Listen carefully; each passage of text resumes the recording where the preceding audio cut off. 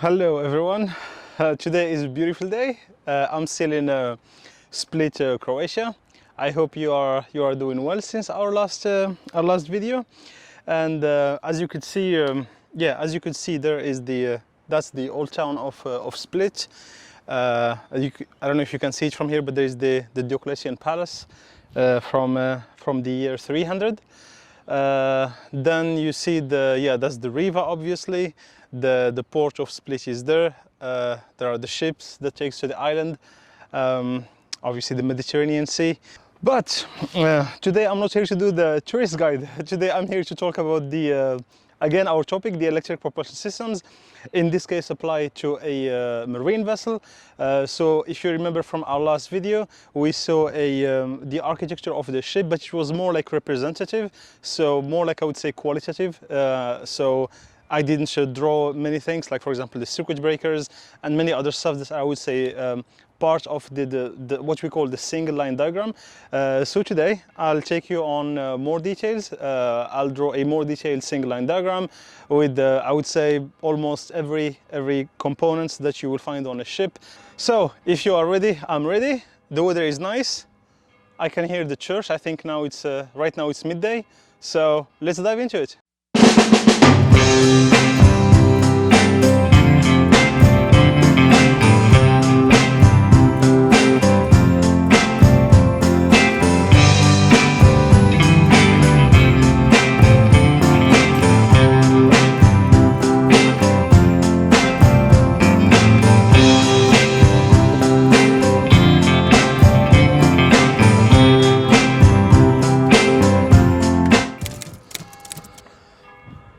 So I think I'll draw it like this, and I'll start with the first thing, and that's the switchboard. So I'll use the red color.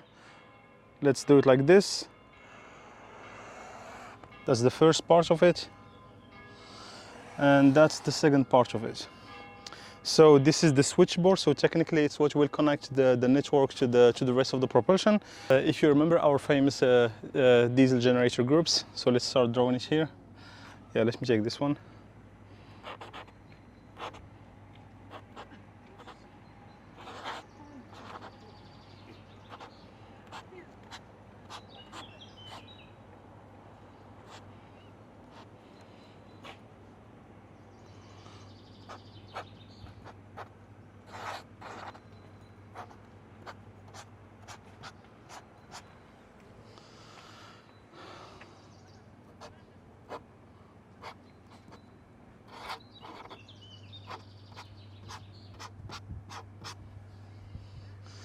And the last one here. So let's go with the... Hi, how are you? Good?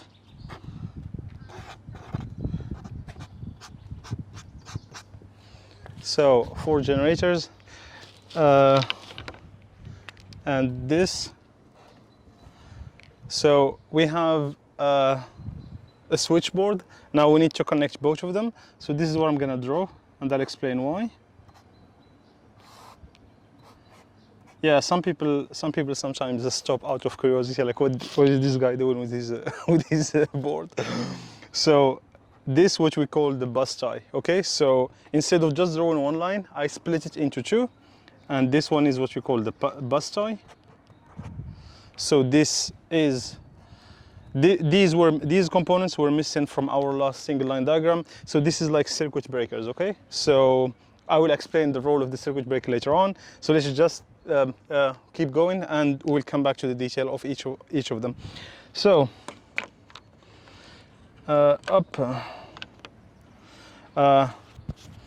let's agree on this one first.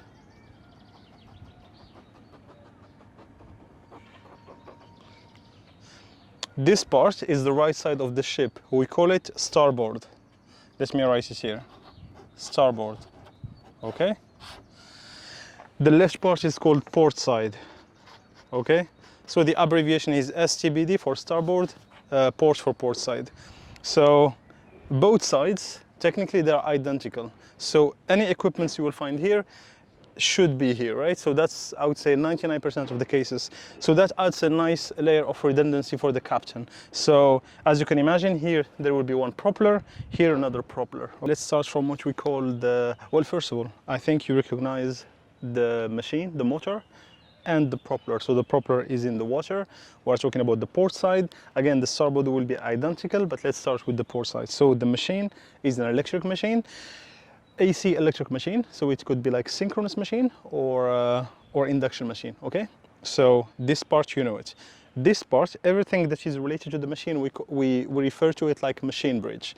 Anything related to the network, we call it like network bridge. So I'm gonna start from the network bridge to see how we can go from a 6.6 kilovolt, 60 hertz, fixed. So it's a fixed frequency, fixed voltage, to something that might be different voltage. Let me say that this one is a, so the machine is a 3.3 kilovolt, okay? And the frequency, let's say the machine is 10 hertz. So this is a low frequency machine, okay? In fact, the reason why I connected the machine directly, so this mechanical coupling, the reason why I coupled this mechanically directly to the propeller without any gearbox in the middle is because this is low frequency machine. It may ended up with something, I don't know, let's say 120 RPM, okay? So this is like a speed that would allow me to connect the machine directly to the propeller. If it was, let's say, 600 RPM, that would be too fast for the propeller, then you will have to add a gearbox in the middle. So that's the voltage we want to go to. But this voltage, I want to go to something that is, I can vary the amplitude of the voltage, okay? But also I want to vary the frequency, because the captain, if I don't vary the frequency, the captain will have a motor that rotates at a fixed speed. So I need something that modulates the amplitude and the frequency. So let's start again from the network bridge. So the first thing is a circuit breaker to protect the installation, but also to allow me to control when I want to start or stop. So here is the symbol of the circuit breaker. Then if you remember from yesterday, transformer, but this time it's going to be a double winding transformer.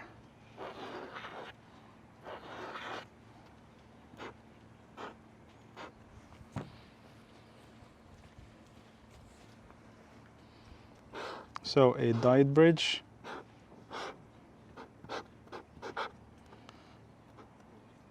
So the diode bridge will rectify AC voltage. Once I put the rectifier, so then I'll have DC voltage.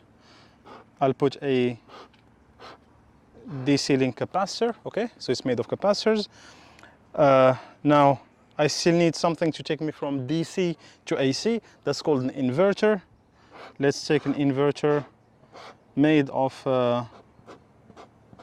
IGBTs, okay? So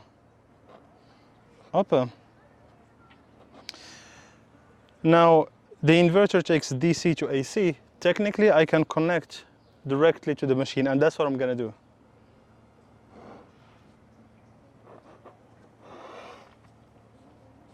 Okay?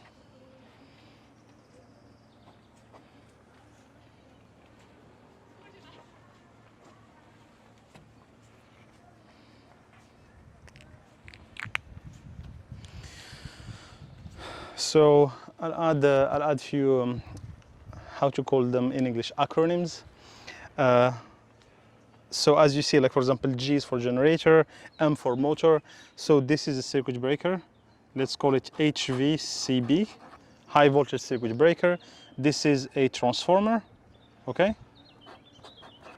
Primary side, secondary side. In this case, we have double winding secondary. I'll explain why. This is rectifier, so we call it DFE, diode front end, okay? And this is an inverter, so I'll call it INV. This is what we call the DC bus, okay? This is the AC machine. So by doing this, I'm happy. I have just supplied my machine. I could do also exactly the same thing on the other side, and that's what I'll do.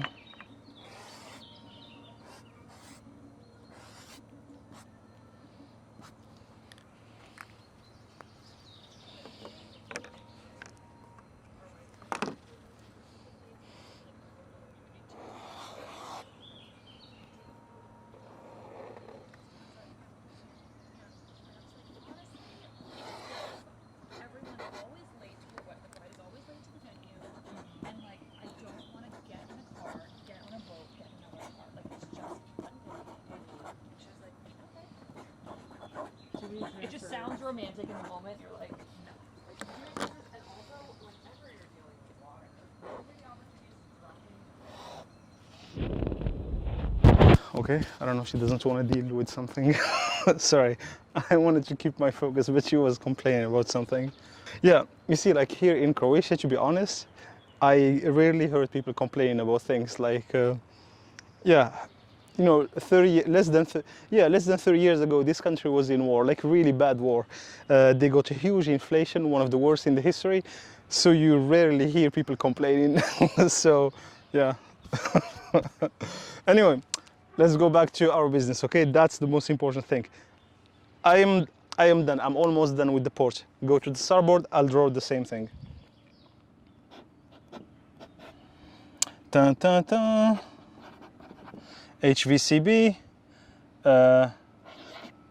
another transformer,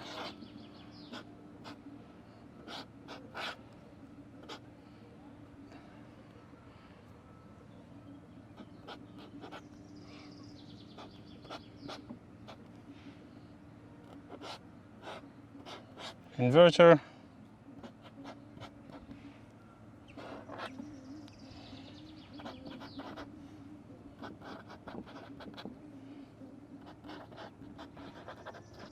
DC bus, inverter. Here we go. So, aren't we happy? The world is beautiful. The two machines are supplied, everyone is happy. Now, let's add some other stuff that, okay, first thing first, this is an architecture you can sell it to your customer with no problem. But to improve it, well, here is the problem you will have. If there is any single issue on this side, let me give you an example. You see here there are IGBTs. There are like yeah, for a three-level inverter, you will have 18 IGBTs. If there is an issue with one of these IGBTs, there are 18, okay? Like 18, 1/8. All of this propulsion will be out. So you lose, from a captain point of view, if there is like one single failure of one of these power electronics, the entire side is done, is out. And it's not going to be back to service till this single failure is solved. It's going to be exactly the same thing. So what I'm saying here, you lose one power electronic here and one power electronic here, and the entire propulsion is out. There is no more propulsion for the ship. Imagine the ship in the middle of the sea. Let's say this is a cruise ship architecture. In fact, this is a cruise ship architecture, and you have the cruise ship in the middle of the sea. Sorry, you have the cruise ship in the middle of the sea with like I don't know, like 5,000 passengers, for example. That's a problem. Like two failures and no more propulsion. And if we are like in rough sea conditions, like the waves are huge, they could reach like 10 meters. That's really risky for the ship. We want to enhance the redundancy, okay? And by redundancy, it means if I have a failure, can I have a solution that even if few components fail, I don't lose the power supply to this machine. And now you understand why I kept this side empty and this side empty. So you see what I draw here, okay? This is, I will call it half converter. In fact, until now, it was my full converter. Well, now I will call it half converter because I will do exactly the same thing here. So here we go. I'll start with another circuit breaker, okay, HVCB.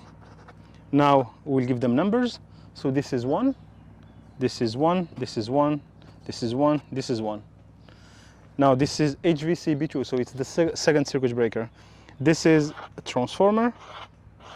It's also the same one, not exactly the same, and I will explain you why. I'll finish with the coupling, because you will have, if you heard like the coupling like delta star, right? So each winding, you can decide whether it's a delta, whether it's a star, and then you can create a shift between the different sides. So for example, you can create an angle shift between the primary and the secondary, and all these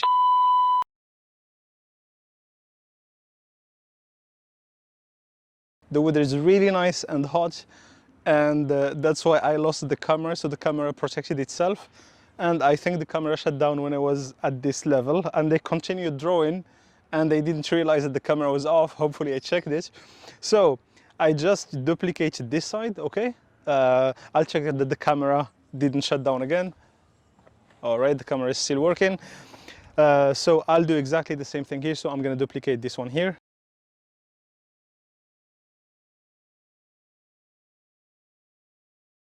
We have added a very nice layer of redundancy to the customer.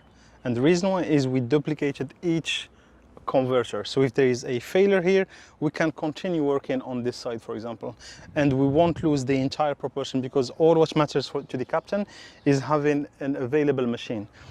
We did the same thing for the starboard, for the port side. I have never seen a ship where it's like redundant here and not redundant here. So usually like both sides are exactly the same. But there is a problem in what I have drawn here. If there is a, so this is what we call a VSI, so voltage source inverter. If there is a problem in this side, let's say back to our example, one of the IGBTs, which is the power electronics, failed. So this side is out of service. Can we continue with this one? The answer is no. And the reason why is, if I continue supplying this one, if I continue applying here a sinusoid voltage, it will supply the machine, but it will also supply this side that is failing. And if this side, let's say, is even in short circuit, that's even worse. So the first thing we want to do is we want to isolate this side. Therefore, we need a switch. I was interrupted. French tourists. I talked with them like for half an hour, tried to explain what I was doing. And so yeah, as I was saying, this is a voltage source inverter. If this one is out, if this side has failed, right? If this side is out, the problem is that this side will supply the machine, but also I would say the converter that is failed, and that's not okay, because especially if there is a short circuit somewhere, you'll well, I think it's gonna boom, yes. It's gonna boom because you have no control on anything. If there is a short circuit here, you will be supplying somewhere where there is a short circuit. The best case that will happen is the current will be so high, because anyway the current will flow from this side, the current will be so high that this side will also trip and open. That's the best case scenario. So it will open, it will trip, and nothing will break. But we don't want to even go into that. We will add what we call isolating switch, one here and one here. So in this case, I have a full control over everything. If I want to connect both of them, yeah, I can just do so. If this side has failed, then I open this isolating switch. I can even continue doing maintenance here and keeping the propulsion supplied by this side, for example. So this is really interesting for a captain. It adds to him really another layer of, I would say, confidence in the propulsion, because the last thing the captain want to do is to lose one side. And the last thing he want to have is to lose both sides. So I added the isolating switches here. I'll do exactly the same thing. Did we finish or not yet? I guess it looks not bad, I would say, but you are still missing some vital things. And the vital things are two. The first one is the ship doesn't only accelerate, it also decelerate. So when you are decelerating, you want to absorb the, I would say, the energy, like the kinetic energy. You want to absorb it somewhere, and that somewhere is what we call the DBR, dynamic braking resistance. So I'll draw the DBR here. Each half drive will need a DBR, dynamic braking resistance. Okay? Sorry for my drawing. Dynamic braking resistance. Dynamic braking resistance. Another thing that is missing, you see here, this is DC link, okay? This is transformers. So let's say everything is open. We just connect the generator, and I want to close this circuit breaker. So here's what's going to happen. If I just close this circuit breaker, think of it. Once I close the circuit breaker, I have absolutely no control on the transformer. Again, the transformer is a passive element. Once the transformer is connected to the network, the transformer is going to step down the voltage. That's it. It's going to work immediately. There is no intelligence on the transformer. There is absolutely no intelligence on the DFE. The DFE is made of diodes, and diodes, we say them in French like composants à commutation naturelle. It's like natural switching electronics or natural switching components. That means that the diode, there is no like gate. There is no gate where you can say to the diode, I want you to close now or open now. The second the diode is supplied, the diode will immediately supply the DC link. The problem is the DC link at, let's say, in the beginning, at the moment t equal to 0, the value of voltage of the DC link of the capacitor is equal to 0. If you just shut down, if you just close immediately and supply it immediately to the network with the maximum voltage, this DC link will break, because it's like a DC link at 0 voltage is like a short circuit. So the last thing you want to do is to close the circuit breaker without doing something that we call pre-charge. So you gotta like ramp up the voltage of the capacitor slowly. That's what we call the pre-charge. Not only this problem is for the capacitors, but it is the same problem for the transformer. The transformer also needs to be pre-magnetized in the beginning. So when the circuit breaker is open, I would say that the magnetic energy of the transformer does not exist, it's equal to 0. If you just shut down immediately the circuit breaker without pre-magnetizing the transformer, the inrush current of the transformer will be very high. I don't think the transformer will break, but with the time, you are lowering the life expectancy of the transformer. So you need to do two things: pre-charge the DC link and pre-magnetize the transformer. How to do this? We need just one circuit, and in fact it will do both of them. We will add what we call the pre-mag pre-charge circuit. So it looks like this. It's another transformer, okay, that we connect to the main transformer. Then we have a resistance.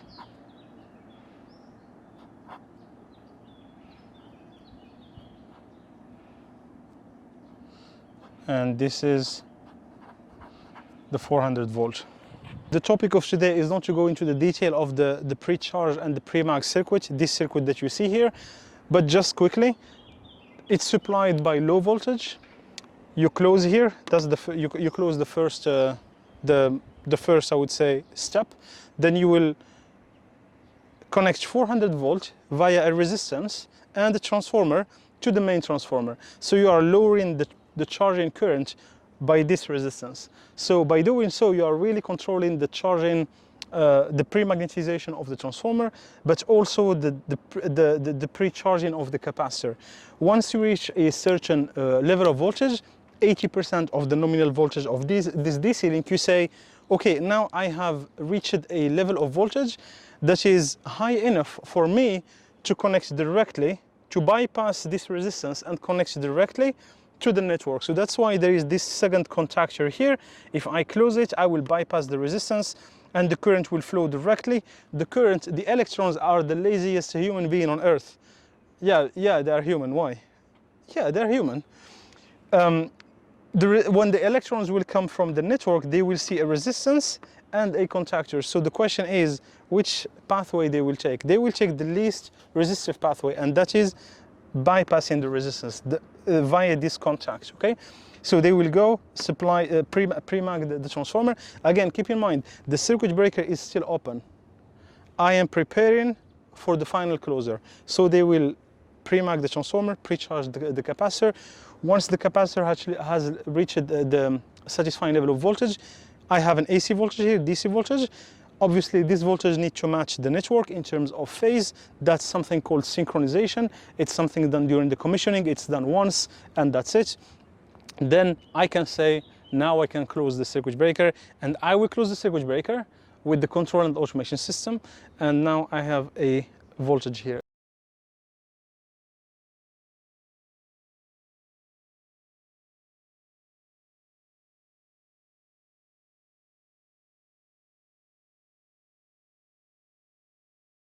So we are closer to our final architecture, and one thing missing.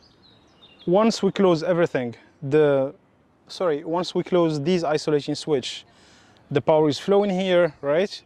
These are voltage source inverters. If you want to connect two voltage source inverters, you gotta add what we call the inductance, like the parallel inductance here.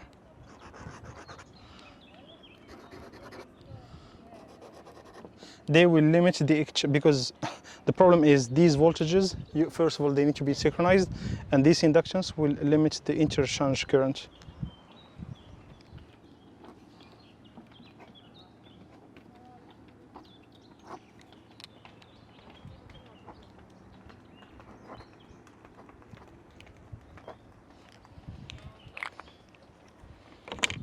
So, as we already discussed, this is the electric propulsion system used for a marine vessel, whether it's civil or military ship. In fact, it is also this electric propulsion system used for a train, for an electric car, for example, used for a drone. Yes, that little DJI drone. The difference is the level of voltage, the detailed design of it. You got it. The principle is the same, but of course the details are different from a business to another one. Therefore, it is very important to understand each component or each block of this architecture. It is truly present in a lot of things in our lives. So I'll use this pen and I'll draw these important blocks. I'll start with the electric machine. Right, beautiful green box. The inverter. The rectifier, which we call the diode front end. The transformer.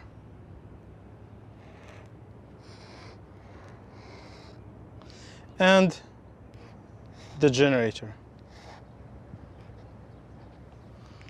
Okay, same goes for the others.